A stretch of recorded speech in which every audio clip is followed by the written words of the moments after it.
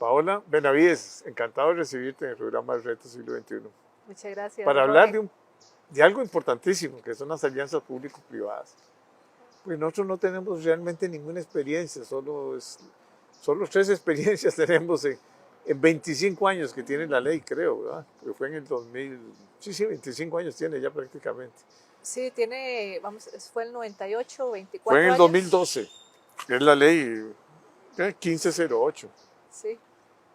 Hay 6 contratos actualmente. Está el de la Ruta 27, Sí, la está terminal de terminal, contenedores de Moín. y está algo en Caldera, que es un Los de enredo. Caldera, que son Son 3. 3. Daniel Oduber también. Daniel Odoer, sí. Sí, esos. Pero es un ridículo, la verdad. Es un ridículo que un país con todas las grandes necesidades que tiene de inversión, el Estado por sí no planifica, las municipalidades menos. Entonces, estamos atrapados. Una 27 que no se ha ampliado, que ya tiene bastantes años, tiempo de 2010, 2009 fue más o menos. Yo sí veo el mantenimiento, que es muy importante, ¿verdad? Porque la gente piensa que todo es nada más hacer la inversión, no. El mantenimiento de una carretera es tanto o más caro que la construcción de una carretera. Y siempre se requiere estar viendo taludes, manejando derrumbes, haciendo puentes, haciendo reparaciones, o sea, cambiando asfaltos. Pero es el sector privado el que asume todos los costos, el que lo usa. Yo como vivo en la Guásima, entonces, y tengo que pagar peajes continuamente, y yo me doy cuenta de lo que es mensualmente, pero soy feliz porque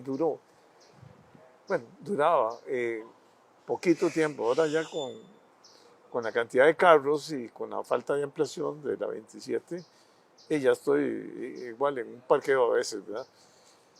Y le pasa lo mismo a los que vienen de Punta Arenas un domingo, ¿verdad? Claro. Y le pasa lo mismo un viernes a las 5 de la tarde para llegar a cualquier lugar. Y con lo grave que es que el gobierno no tiene recursos, ¿verdad? Bueno, para infraestructura tiene muy pocos recursos. Cada vez reduce más. Y las obras duran más también y cuestan más. Entonces, de las alianzas público-privadas, y ahora estábamos conversando de lo que han hecho países como Colombia, Perú, puedo hablar de otro país, de Panamá, y sobre todo Chile también. Y son países que tienen ingenio para hacer las cosas. Aquí todos nosotros es negativo, todo es corrupción, todo es no hacer nada. Y claro, vamos mal, muy mal en infraestructura, ¿va? Sí, Bueno, tal vez. ahora usted es la que conversa. No, con mucho gusto. Más bien, gracias por la invitación, don Jorge. Siempre hablar de alianzas público-privadas es muy importante, porque esto que usted menciona, bueno, mencionó muchas cosas importantes ahorita, pero para empezar con el tema de la planificación, sí, tradicionalmente tal vez se ha venido construyendo más pensando en un corto plazo, y el gran sacrificado es justo operación y mantenimiento, ¿verdad? Y los activos requieren operación y mantenimiento para poder ser el medio a través del cual se da un buen nivel de servicio, ¿verdad? A los ciudadanos, a nosotros, los usuarios. ¿Qué es lo importante? ¿Qué es lo importante? ¿Qué es lo primero que debe existir? Eso es lo que debe prevalecer, porque, digamos, conversando un poquito más macro en el ámbito de políticas públicas, ¿verdad? Siempre las políticas públicas deben ir orientadas a generar el valor público, ¿verdad? ¿Y a qué le damos valor público? Bueno, a los niveles de servicio que nos puedan dar en los servicios públicos a través de la infraestructura, ¿verdad? Las diferentes entidades, ¿verdad? Si tenemos una carretera, yo quisiera usar una carretera que me dé un nivel de servicio adecuado en tiempos de traslado, en que la carretera esté en buen estado, no tenga baches o huecos, esté bien señalizada, bien iluminada. Si estoy hablando de infraestructura social, que las escuelas tengan la infraestructura adecuada para poder ofrecer los servicios de educación, igual con los servicios de salud. Y no dejar en manos del Ministerio de Educación, que no conoce ni siquiera cuáles son los problemas que hay en las escuelas. O sea, volvemos a lo mismo. O sea, que aquí hay algo importante con eso, y es que el Ministerio de Educación es experto en brindar educación, ¿verdad? No tal vez en construir escuelas. Entonces, ¿cómo aprovechamos otros mecanismos para generar infraestructura que complemente el rol que debe tener el Ministerio, por ejemplo, de Educación, en dar un buen servicio de educación, ¿verdad?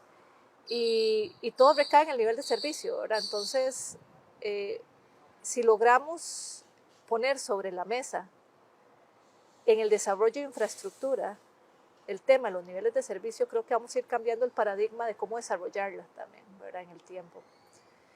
Y las alianzas público-privadas, que no solo consideran los temas de construcción, diseño y construcción, sino que incorporan financiamiento, operación y mantenimiento, esa es la gran oportunidad que nos puede dar. Poder desarrollar esa infraestructura para mejorar los niveles de servicio y que el Ministerio X se dedique a revisar que esos niveles de servicio se estén dando y generar contratos más a largo plazo que permita meter al gran sacrificado que es la operación y el mantenimiento, ¿verdad? Hay muchas experiencias, el tema de planificación, para tocarlo como primer punto, es cierto, tenemos muy pocos contratos de APPs en el país y tenemos muchísimas lecciones aprendidas.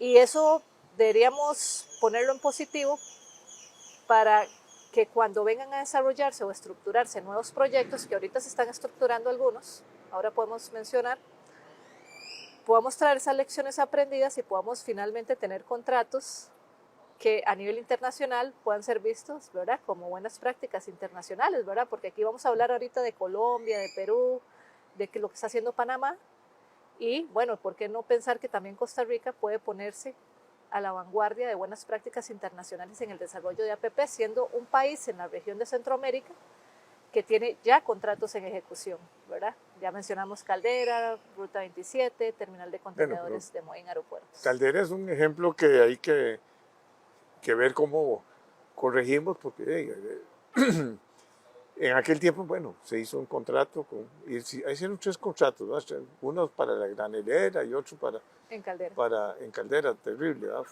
Es una mezcla complicada, o sea, pareciera que es importante ahí como fusionar y hacer un solo paquete y hacer un puerto de verdad para que tenga 20 años de buen servicio, ¿verdad? Porque eso es lo más importante, el servicio. Así es. ¿Qué están haciendo otros países para mencionar buenas prácticas internacionales? Bueno, por ejemplo, Colombia, y aquí voy a mencionar algunos números porque siempre es importante poner en perspectiva los números. Colombia, por ejemplo, en términos de desarrollo de proyectos económicos, aquí le llamamos proyectos económicos, puertos, aeropuertos, carreteras, está con un pipeline de 12.5 millones de dólares para desarrollar. Millones de dólares. Y en infraestructura social de 1.4 millones de dólares. Entonces, no son números menores, ¿verdad? Y a través de esquemas de alianzas público-privadas, el Estado, que tiene recursos limitados, puede ver una vía para que el privado no solo venga y ponga su aporte de capital, porque lo va a poner, sino también que sea a través del privado que se pueda ir a buscar el financiamiento para poder desarrollar ese contrato, ¿verdad? Ya no solo en el desarrollo de la infraestructura, sino también en la operación y el mantenimiento.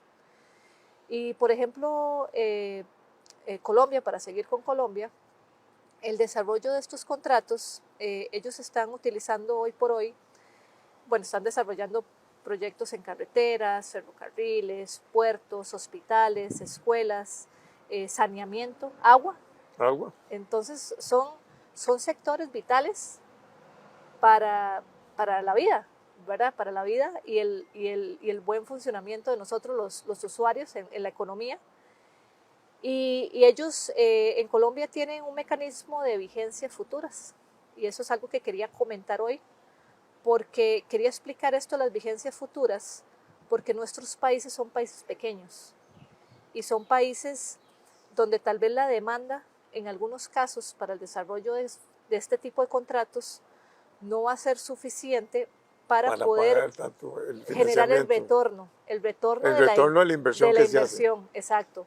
Entonces, las vigencias futuras es un buen mecanismo porque le permite al Ministerio de Finanzas involucrarse en el desarrollo de largo plazo de infraestructura, previendo compromisos futuros y generándole espacio fiscal a los que deben desarrollar los proyectos, llámese el Ministerio de Transportes, llámese el Ministerio de Salud, llámese el Ministerio de Educación.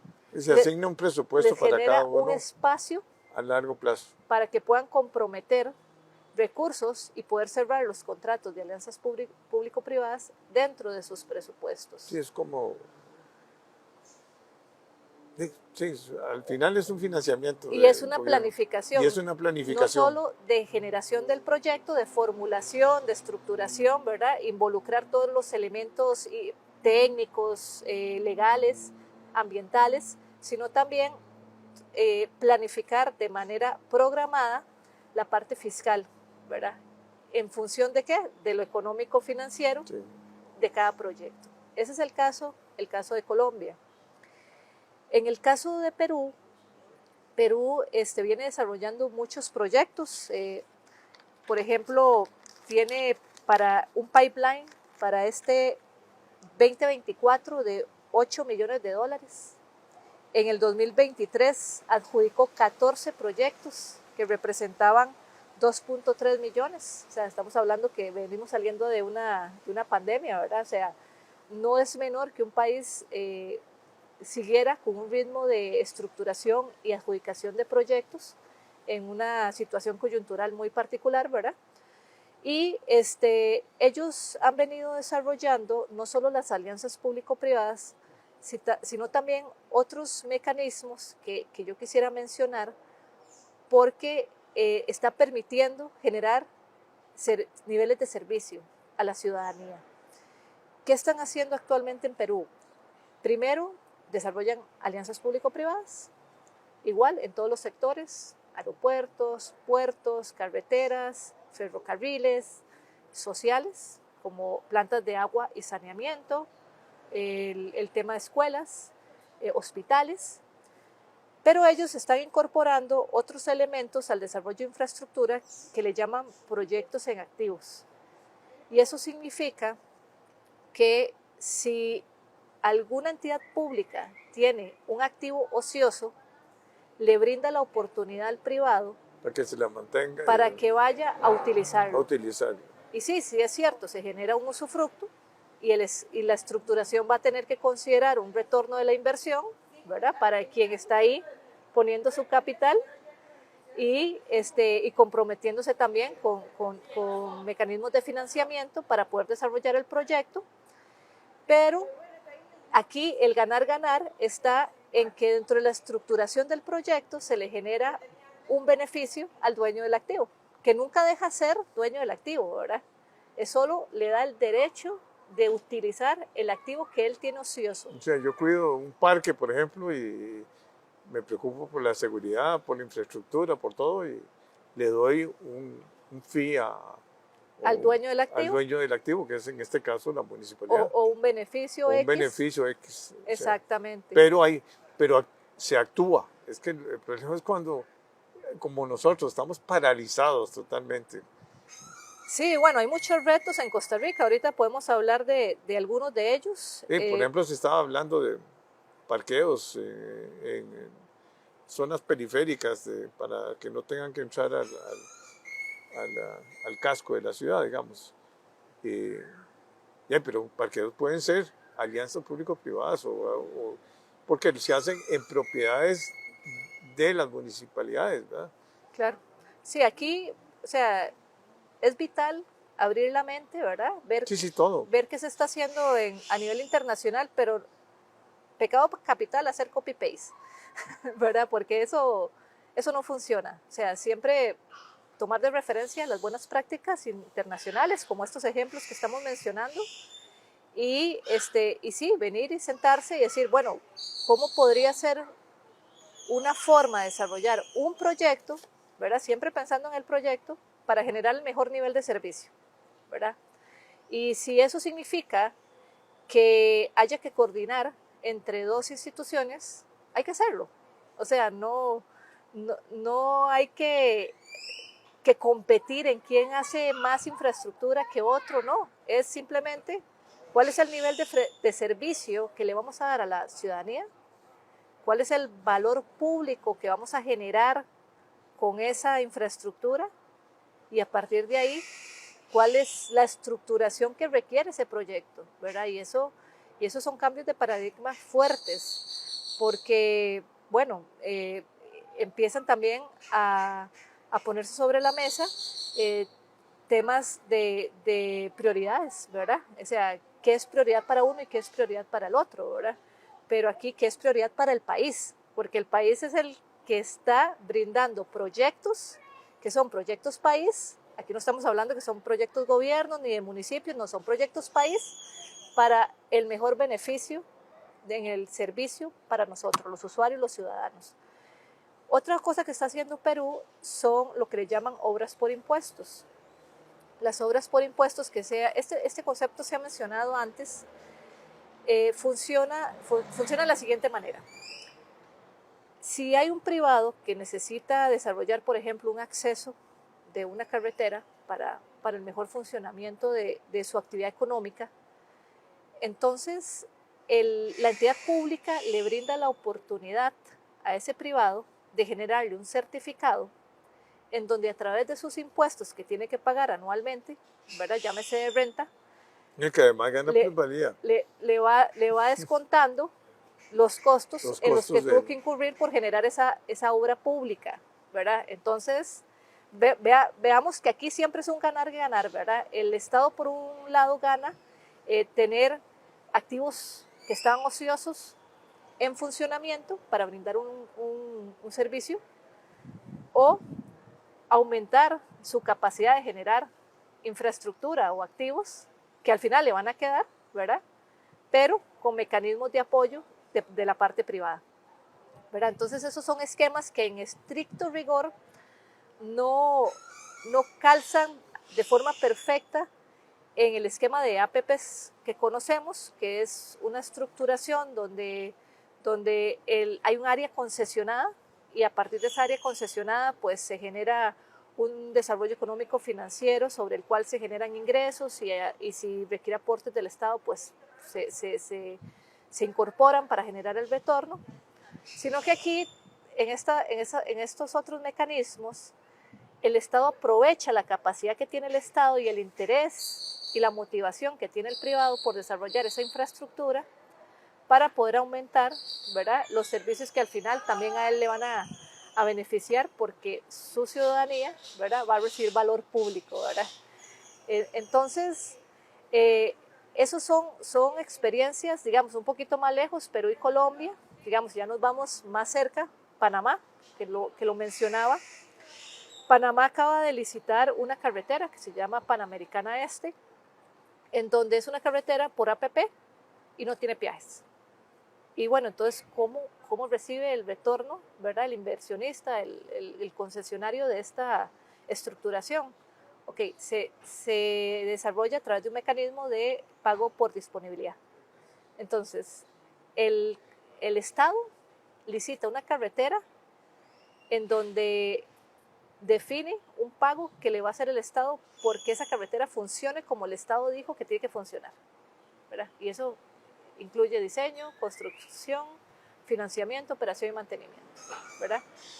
Entonces, en países tan pequeños como los nuestros, donde las demandas son pequeñas,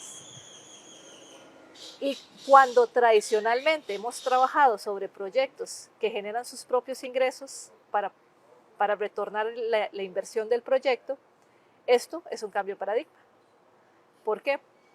Porque tenemos que pensar en contratos donde venga la participación del sector privado y esos contratos me permitan a mi Estado generar mejores niveles de servicio, pero que el privado justamente pues tenga que recibir su retorno, ¿verdad?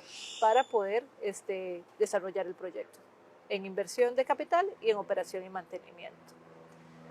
Y esa lógica Pero, vamos a ver. Hay que trabajarla. Ahí el sector privado asume la inversión, básicamente. En todos los casos. En todos los casos. No, yo sé, pero hay algunos en que el Estado, para bajar un poco la cuota, ¿verdad? Le pone los puentes o hace un aporte también patrimonial. Sí, o claro, le quita impuestos, en fin, hay muchos mecanismos de compensación, ¿verdad? Porque los riesgos son altos también, ¿eh? Cuando uno se mete a hacer una carretera, primero es si hay el número digamos, de usuarios, ¿verdad? Que uno proyectó, ¿verdad? Los riesgos que significa una carretera, ¿verdad? El mantenimiento, muchas veces uno dice, bueno, el mantenimiento va a ser tal, y a lo mejor el mantenimiento, si hay un temporal y cosas de ese tipo, que son de fuerza mayor y que tiene que contemplarse en cualquier contrato. O el caso digamos, de la pandemia que tuvimos, ¿verdad? Que paralizó prácticamente todo. Y ahí, gracias a Dios, había un mecanismo que permita compensar al desarrollador, en este caso. Eso me encanta a mí, eso de impuestos por... Obras por impuestos. Obras por impuestos, porque... Porque hay montones de obras pequeñas, municipales, que el municipio no tiene recursos, ni tiene la manera y podría ser uno 400, 500 metros, un kilómetro, no sé, para darle acceso porque hay solo un acceso, digamos, a una... Yo estoy poniendo el caso de la Guásima. Sí. Hay solo un acceso a la Guásima.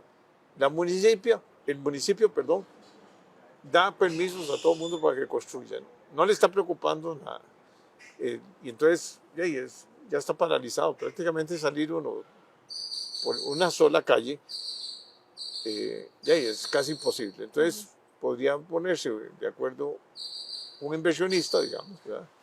Y decir, bueno, municipios, usted haga la expropiación por este lado. Yo hago la carretera y pongo un viaje ahí, me la juego, como dicen, pero tomando uno los riesgos y el costo de mantenimiento y dándole los servicios que se requieren. Claro. Pero no como ahora, que pasan los gobiernos muchos años y no hacen ninguna obra porque no es como que no les da el presupuesto, ¿no? O no les da el tiempo también. O no les da el tiempo para poner la placa. Sí, que eso es un error también, ¿verdad? Es un error, porque dicen, es que esto lo hizo tal. No, esto lo hizo el sector privado junto con el sector público para darle un servicio a los habitantes de esa zona, digamos. Y ahorita estamos en un buen momento porque, bueno, la última reforma, digamos, de la ley 7762, que es la ley de concesiones, se hizo en el 2019, donde se incorporó el concepto de optimización de activos. Eso fue algo muy positivo porque el país ha venido desarrollando mucha infraestructura a través de financiamientos externos. Y los financiamientos externos cubren lo que es diseño y construcción. Y no mantenimiento. Operación y mantenimiento ya queda a cargo del país, del gobierno, ¿verdad? Pues. Y entonces este tema es... O del ministro de Hacienda, para ponerlo así.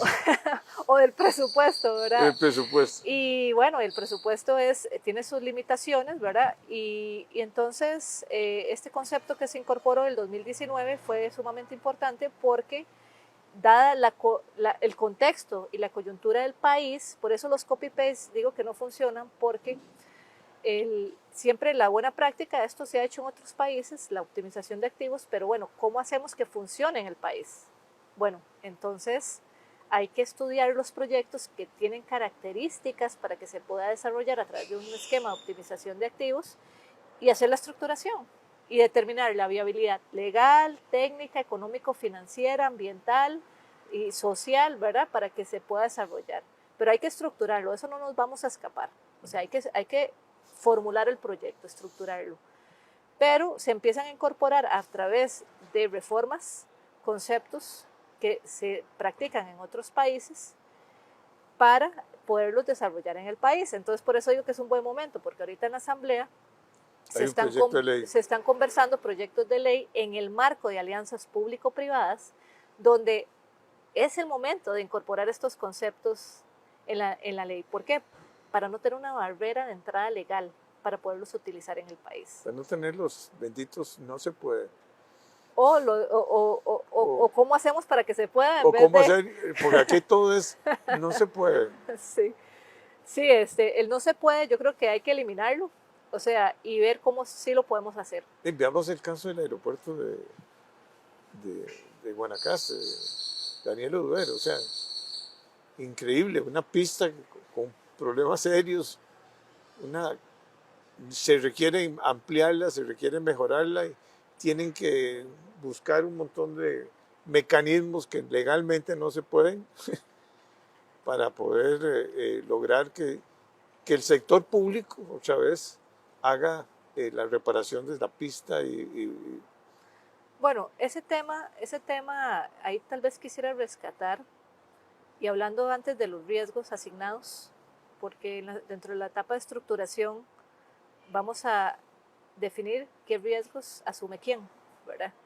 Y digamos, desde una óptica conceptual y teórica, pues los riesgos en APP se le asignan a quien tenga la mayor capacidad de administrarlos de manera más eficiente.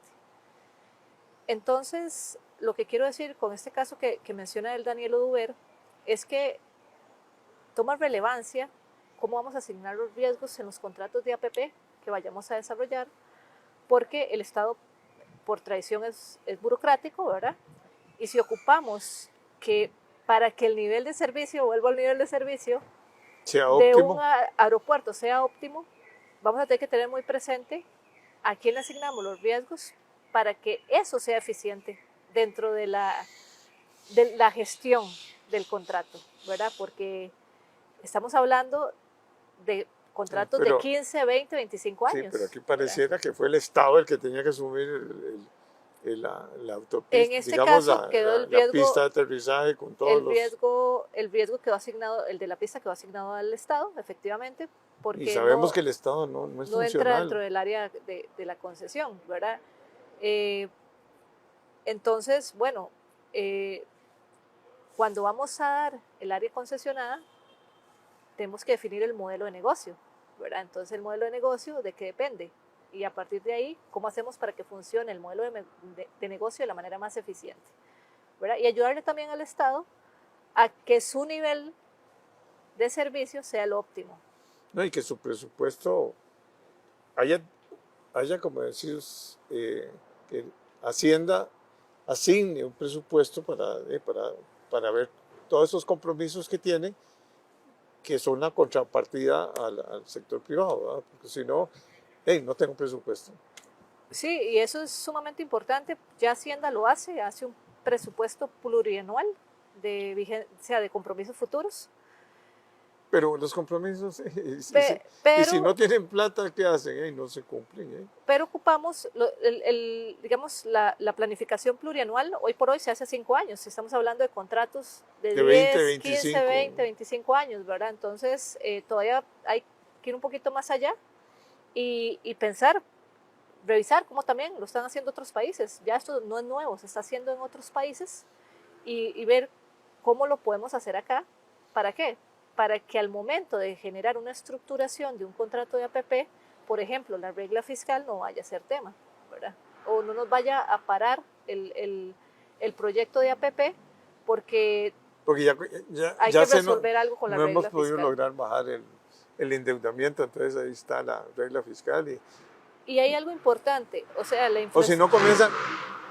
Si no comienza el ministro de Hacienda, bueno, Es que si arreglo la pista, no tengo plata para pagar las becas o no tengo plata. Entonces, sí, y es que eso es la discusión, que si no hay una planificación, se viene sí o sí.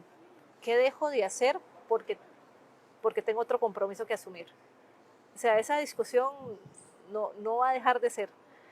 Y ahí es donde la planificación fiscal para temas de APP toma prioridad.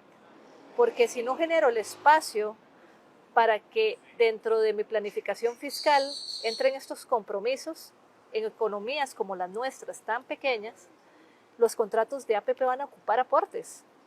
Van a ocupar aportes para que la tarifa, si hay tarifa, sea socialmente aceptable, ¿verdad? Porque, ¿cómo podemos dar esos aportes? Bueno, hay algunas formas de hacerlo a través de activos, viaje sombra, subsidios, aportes a la inversión de capital, aportes durante la etapa de operación y mantenimiento. Y tal vez mencionando algunos casos anteriores, los mecanismos para dar esos aportes, por ejemplo, se han visto hacerlo a través de financiamientos también, que son otra línea de acción hacia la estructuración del proyecto, ¿verdad? Porque yo recuerdo, por ejemplo, con el tren, que se hizo una discusión respecto a la aprobación del contrato de préstamo que el gobierno iba a dar como aporte al CAPEX a este proyecto, y había como una sensación de que si se aprobaba el financiamiento externo ya el proyecto iba. No, era la aprobación al financiamiento externo para el aporte. Un aporte de capital que el Estado le iba a dar al proyecto APP para poner una tarifa que fuera sostenible. Exactamente. Entonces, todos estos espacios para poder conversar de temas de APP son muy valiosos. ¿Por qué? Porque es la oportunidad de poder comentar estos temas, ¿verdad? Y ponerlos sobre la mesa en discusiones de política pública y de reformas. Sí, porque mucha gente habla de, eso es privatizar. ¿Cómo privatizar? El Estado es el dueño de la carretera o del puente o de lo que sea o de la escuela. Pero lo que pasa es que el Estado no tiene recursos a veces, ni tiene la agilidad que tiene para poder operar, para poder, Sí, no sé, a mí me preocupa sobre todo la cantidad de discursos que salen, ¿verdad? Por ejemplo, teníamos una alianza público-privada que era con la Fundación Omar Dengo para la parte esta de la preparación de los muchachos en herramientas, digamos, tecnológicas. No, pero ahora nos ocurrió que ahora que el Ministerio de Educación Pública, que es una institución burocrática, se hiciera cargo. Entonces, ¿qué es lo que sucede? Los muchachos ya no tienen las computadoras o no hay la conectividad. O sea, un desastre. Pero vuelvo a lo mismo, vivimos de ocurrencias, porque suena muy bonito que se va a hacer cargo de todo y la eficiencia va a ser mayor y el costo mínimo. Mentira, o sea, eso no existe. Y entonces, yo veo, por ejemplo, el puerto de Upper Terminals es un puerto eficiente, es un puerto modelo. Salen miles de contenedores, o sea, tiene mucho movimiento. No, pero nosotros por muchos años queríamos que fuera Moín, que fuera el puerto ideal y que manejara todo y con todos los problemas que involucraba su operación, la falta de infraestructura y la falta de motivación también, para que fuéramos eficientes, ¿verdad? Yo creo que es la única salida que tenemos. Yo soy más estricto en eso. Nosotros lo que pasa es que tenemos como Estado, como gobierno,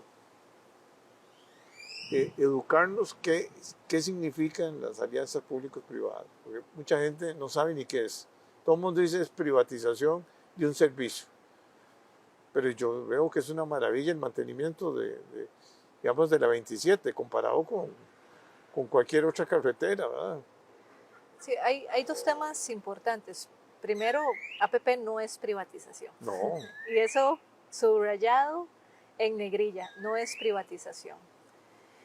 Y lo otro es que a nivel internacional, cuando uno empieza a ver el desarrollo socioeconómico que se da alrededor de los contratos de APP, realmente es una lástima que los países no aprovechemos más el mecanismo. ¿No? Y ahí se paga el que usa el servicio. Y un servicio de calidad. O sea, yo gasto, digamos, 60,000 pesos al mes. Pero estoy feliz mientras me den buen servicio. Ahora, claro, si está congestionado porque no se ha podido ampliar la carretera por mucha burocracia, ¿verdad? Porque estaba preparado el contrato para poderse ampliar. Bien, pero ahí seguimos en la burocracia, porque el Consejo Nacional de Inversiones tiene una estructura un poco complicada, ¿verdad? O sea, hay 4 ministros y todos muy ocupados, de distintas disciplinas y un cuerpo, hay una participación del sector privado, pero no es, debiera ser algo más pequeño, más promotor de inversiones y más facilitador de que las cosas caminen, ¿verdad? Sí, si me voy digamos, a la comparación internacional, definitivamente el Consejo de Concesiones no debería tener, o sea, no debería ser administración concedente. No. Para eso está el ente rector, dueño de los proyectos, y ahí es donde deberían estar los proyectos en ejecución. Y efectivamente, como está funcionando en otros países, es un Consejo Nacional de Concesiones, poniéndolo en perspectiva en Costa Rica, más identificador de proyectos, más Promotor, rector, estableciendo algunas guías metodológicas para guiar la visión de futuro, más visión de futuro, más promotor, más estructurador. Y más cerca del presidente también, ¿verdad? La voluntad política siempre va a ser muy importante, sin embargo, la estructuración de los proyectos siempre es técnica, entonces tiene que haber una combinación política idónea, ¿verdad? Porque el proyecto, tampoco hacer los proyectos de APP es algo rápido, o sea, los procesos de estructuración y de licitación llevan su tiempo. O sea, si estamos hablando de tiempos eficientes, se pueden llevar 2 años estos plazos. Y se pueden llevar 2 gobiernos también. O se pueden llevar varios gobiernos, ¿verdad? Por eso los proyectos de APP no son ni pequeños, ni son proyectos, digamos, de corto plazo. O sea, son proyectos país. Había un ministro en uno de los países que usted mencionaba, de Obras Públicas y Transportes, en Chile específicamente, que decía que había 3 preguntas para desarrollar APPs en un país. ¿Qué país queremos? ¿Qué infraestructura necesitamos? ¿Y cómo la vamos a financiar y desarrollar? Y que el orden de respuesta a esas preguntas sí puede alterar el producto. Porque si no sabemos qué país queremos y qué infraestructura necesitamos para tener ese país, entonces financiar los proyectos, ya que tenemos recursos limitados, nos puede restar a esa planificación país. Y eso es sumamente importante y a mí me quedó grabado y siempre que puedo lo menciono, porque entonces la pregunta, ¿verdad?, hacia la parte política es, bueno, ¿cuál es el país que queremos? ¿Queremos un país que tenga una logística comercial de primer mundo? ¿Queremos un país donde su movilidad sea a través de vehículos? ¿Queremos un país que tenga una intermodalidad de pasajeros? O sea, ¿qué país es el que queremos? Y a partir de ahí, ¿qué infraestructura necesitamos? ¿La tenemos o no la tenemos? ¿Y cómo la vamos a financiar? Y eso es sumamente importante para el primer punto que tocábamos al inicio, ¿verdad? El tema de planificación, ¿verdad? El desarrollo de la actividad socioeconómica del país. Y en esos países, entonces, una agencia que pueda tener clara esa visión país y pueda planificar un poquito más a largo plazo, es vital. ¿Por qué? Porque entonces va a ir a identificar y ayudarle a la parte política a decir cuáles son los hitos que puede cumplir durante su ciclo de gobierno. Mire, usted no va a ir a poner la placa, pero va a sacar a licitación este proyecto. Y eso nosotros como ciudadanos lo tenemos que reconocer y darle valor, porque sabemos que es el camino hacia un proyecto que al final va a brindar un nivel de servicio idóneo para mí, ¿verdad? Sí, pero el político cree en la placa nada más, ¿verdad? Desgraciadamente eso es. Y creo que ya llegó el momento de que tengamos la madurez, de que lo más importante es, Yo espero que vaya cambiando. si usted espera, pero hay que hacer un poco de conciencia a nivel nacional, Sí. de que ya se acabó este desastre de infraestructura que tenemos. O sea, no podemos seguir así. O sea, tenemos todo. Hacemos una carretera, por ejemplo, Cañas de Iberia, con todas las, con un gran costo financiero, porque eso fue un financiamiento de un banco. Pero el mantenimiento se nos olvidó, porque como vos decís, o sea, los bancos no financian el mantenimiento. Ahí podría entrar una operación de mantenimiento, ¿no? Así es. Pero hay que hacerlo. Pero no es prioritario porque puede ser aquí hay otras cosas prioritarias y no hay nada más prioritario que tener previsión del futuro, de trabajar en saber que uno, si se hace una carretera es como cuando uno construye una casa, uno cree que ya terminó todo, no, que va todo el tiempo es que darle mantenimiento. Y bajo esa lógica integral de planificación país, entonces, y lo he dicho antes, que los tiempos no son cortos, hay que tener un programa de proyectos.